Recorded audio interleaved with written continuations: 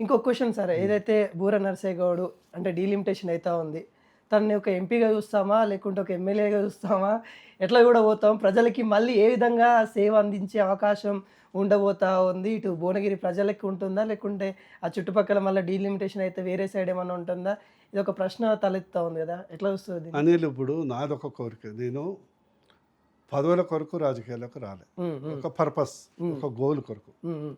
నాకు ప్రధానంగా ఒక ఉద్యమకాడ గోల్ ఉండేదంటే బెస్ట్ పాసిబుల్ హెల్త్ కేర్, ఒక డాక్టర్ హెల్త్ కేర్ సిస్టమ్ తెలంగాణలో ఎస్టాబ్లిష్ చేయాలి, దేశానికి అది ఆదర్శం కావాలని నా యొక్క కోరిక.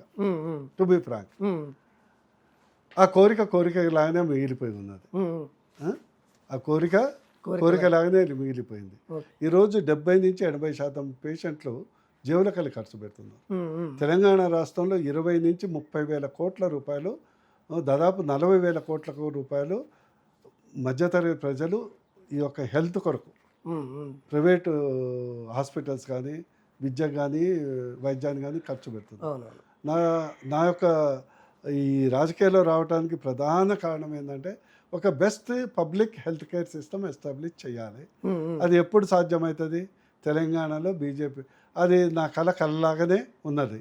బీజేపీలో, తెలంగాణలో బీజేపీ రావాలి, అందులో మా యొక్క భాగస్వామ్యం ఉండాలి, దాన్ని ఎస్టాబ్లిష్ చేయాలనే కోరిక. అంటే ఇప్పుడు నాకు నిజంగా ఒక క్లారిటీ వచ్చింది. అంటే తెలంగాణలో బీజేపీ వస్తుంది, బీజేపీలలో బూర నరసయ్య గౌడ్ని ఒక హెల్త్ మినిస్టర్గా అలాంటి క్యాడర్లో చూడబోతా ఉన్నాము, బీజేపీ వస్తే అనుకోవచ్చా?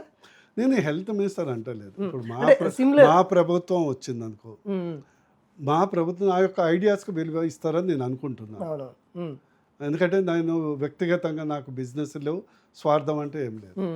డెఫినెట్లీ పార్టీ కూడా నా యొక్క, ఎందుకంటే నేను పార్టీ కొరకే, ప్రజల కొరకే కదా. సో అదొక కోరిక, అది ఏ రూపంలో నన్ను రావచ్చు.